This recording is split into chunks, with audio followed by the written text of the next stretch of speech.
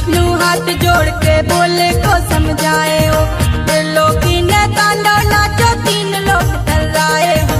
ब्रह्मा विष्णु हाथ जोड़ के बोले को समझाए हो, दानव सच के आ गए बोले देवता सच के आ गए हो।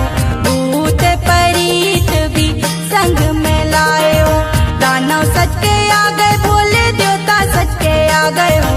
भूत परीत भी संग में लाए हो, भूत परीत भी संग में लाए हो, भूत परीत भी संग में लाए हो।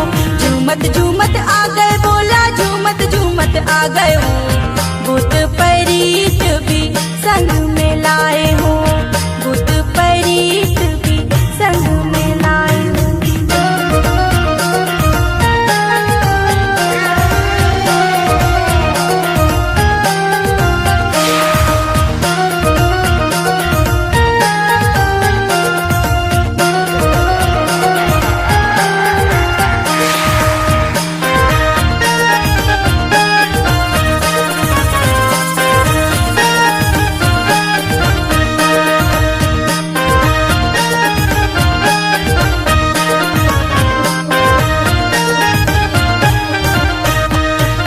जटा में उनके गंग विराजे माथे चंदा धारे हो, कमर में उनके मृग की छाला हाथ में डमरू बाजे हो।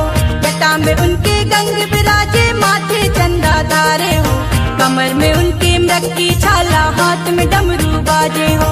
गंगिया पी के आ गए बोला गांजा पी के आ गए हो, भूत परीत भी संग में लाए हो।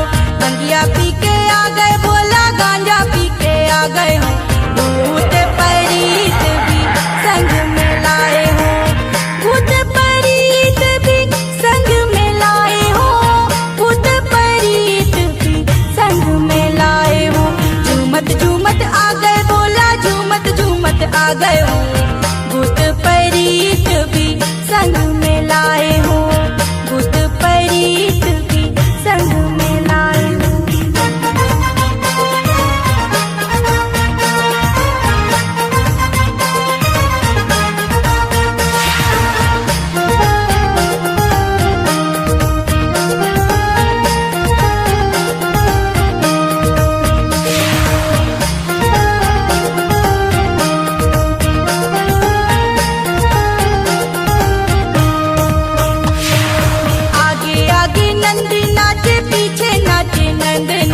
हाथों में त्रिशूल धरे हैं गले में नाग को फंदना।